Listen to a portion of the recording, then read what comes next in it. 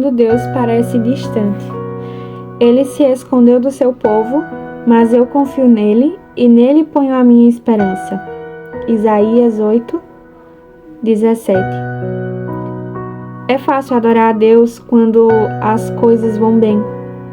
Quando Deus ele prevê a comida, os amigos, a família, a saúde e as situações felizes. Mas as circunstâncias não são sempre agradáveis e como você faz para adorar a Deus? O que você faz quando Deus parece estar a milhões de quilômetros? A mais profunda adoração é louvar a Deus a despeito das dores, dar graças durante a provação e manter a confiança nele em meio à tentação, render-se a ele durante o sofrimento e amá-lo quando ele parece distante. Isso faz parte de um processo de amadurecimento, de um desenvolvimento para amadurecer a amizade. E Deus ele irá testá-la com períodos de aparente separação. Em épocas em que você tem o sentimento de que Deus nos abandonou ou esqueceu, tem-se a impressão de que Deus está a quilômetros de distância. João da Cruz, por exemplo, se referiu a esses dias de seca espiritual como dúvida e distanciamento de Deus como a noite escura da alma. Outros o mencionam como o inverno do coração. Com exceção de Jesus, Davi foi provavelmente quem teve uma amizade mais íntima com Deus do que qualquer outra pessoa. Bom, Deus teve prazer de chamá-lo um homem segundo o meu coração. Mas apesar disso, frequentemente Davi reclamava da aparente ausência de Deus. E ele se fazia as seguintes perguntas: por que, Senhor, tu permaneces afastado na hora do sofrimento? Por que te escondes de mim? Por que me abandonastes? Por que estás tão longe de salvar-me? Tão longe dos meus gritos de angústia?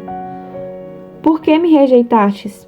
E é óbvio que Deus não abandonou realmente Davi, assim como ele não abandonou você ou a mim. Enfim, ele prometeu várias vezes que jamais nos abandonaria ou nos rejeitaria, mas também Deus não prometeu que a gente sempre sentiria a presença dele. Aliás, Deus reconhece que algumas vezes esconde a sua face de nós e existem momentos em que ele parece ter desaparecido da nossa vida sem deixar pistas. E bom, certas vezes a gente pode ficar se perguntando se há algo de errado com a gente, ou enfim. Floyd, ele diz o seguinte: certo dia você acorda e percebe que todas as suas sensações de comunhão espiritual se foram. Você ora, mas nada acontece. Você repreende o diabo, mas isso não muda nada.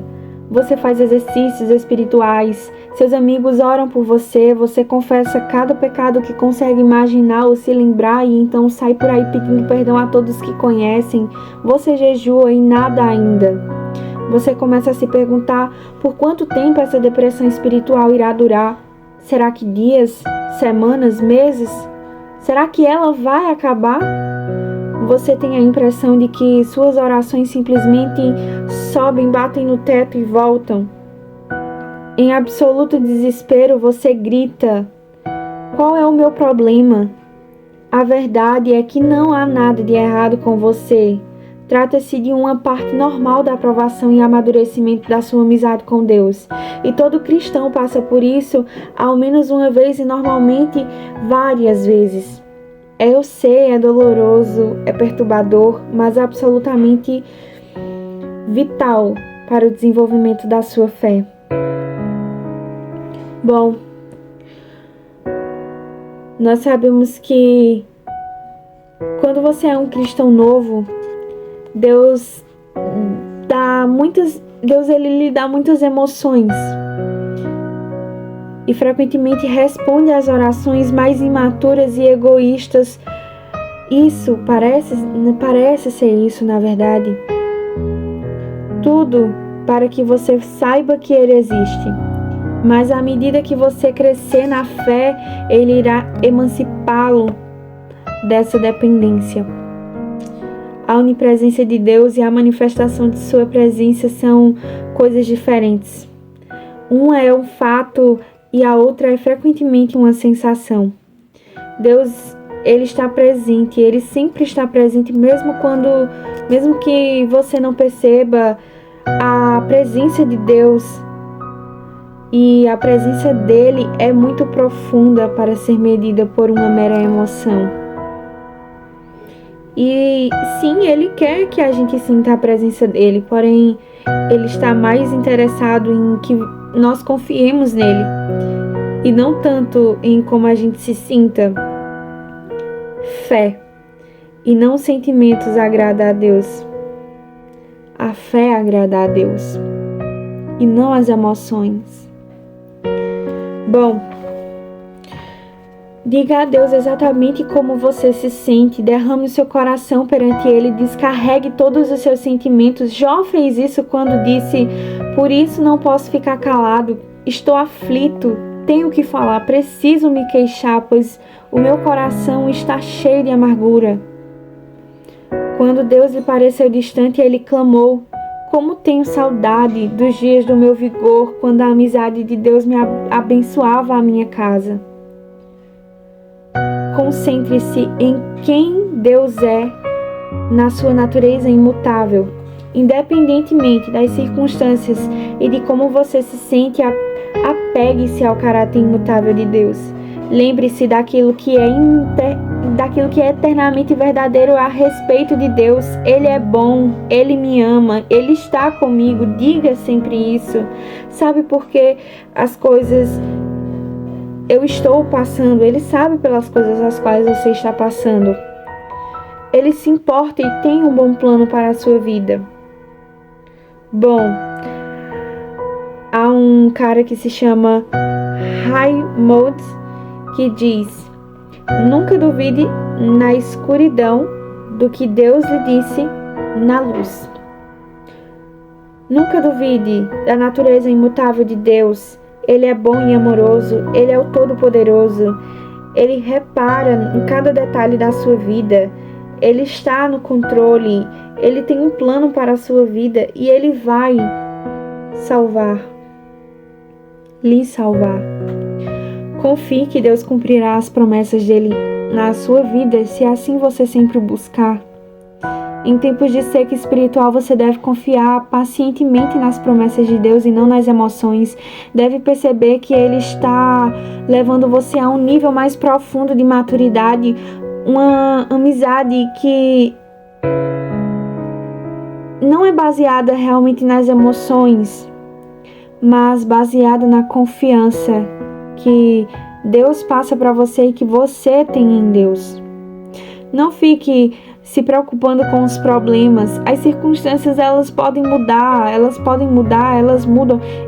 E outra, o caráter de Deus é fiel. A graça de Deus ainda está a plena força. Ele ainda é a seu favor. Mesmo que você não possa senti-lo na ausência de circunstâncias confirmativas, Jó mesmo se apegou à palavra de Deus. Ele disse: não me afastei dos mandamentos dos seus lábios, dei mais valor às palavras da sua boca do que ao meu pão de cada dia. Essa confiança na palavra de Deus que fez Jó permanecer fiel, ainda que nada fizesse sentido. A sua fé foi forte em meio à dor.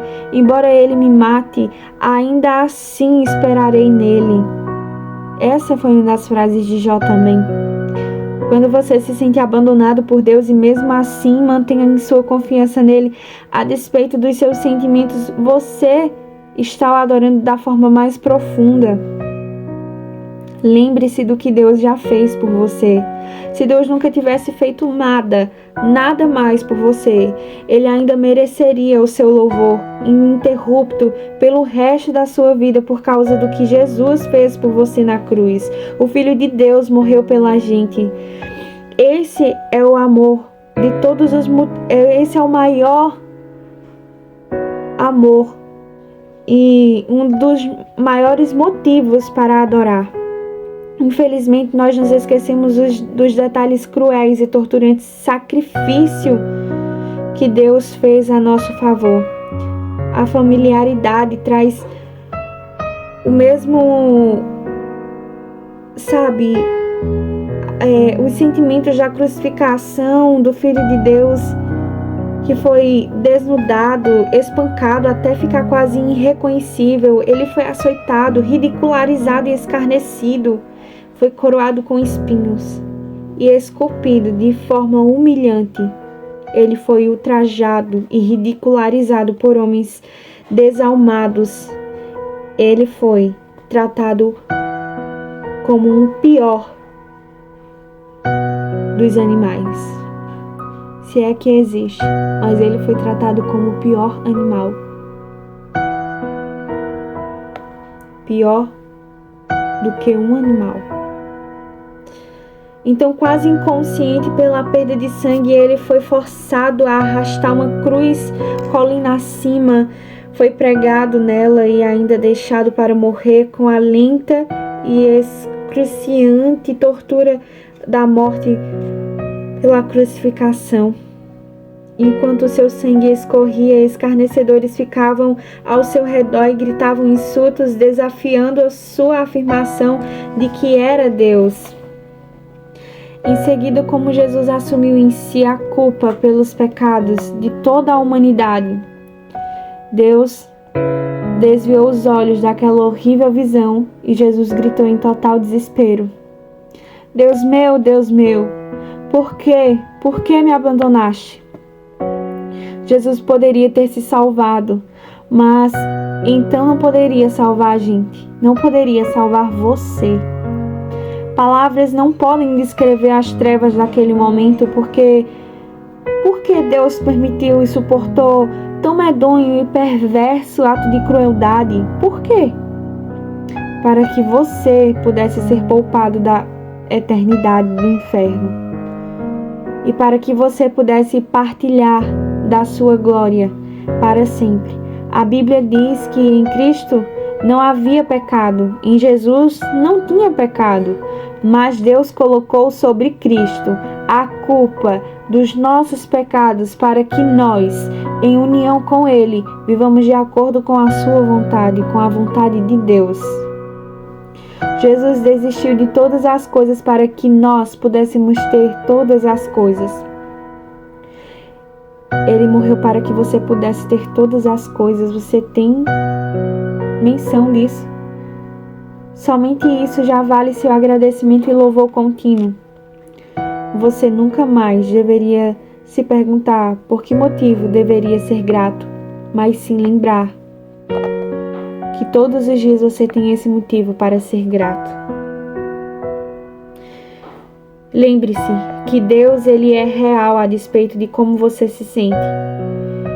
E como diz lá em Hebreus, capítulo 13, versículo 5, Deus mesmo disse: nunca os deixarei e jamais os abandonarei.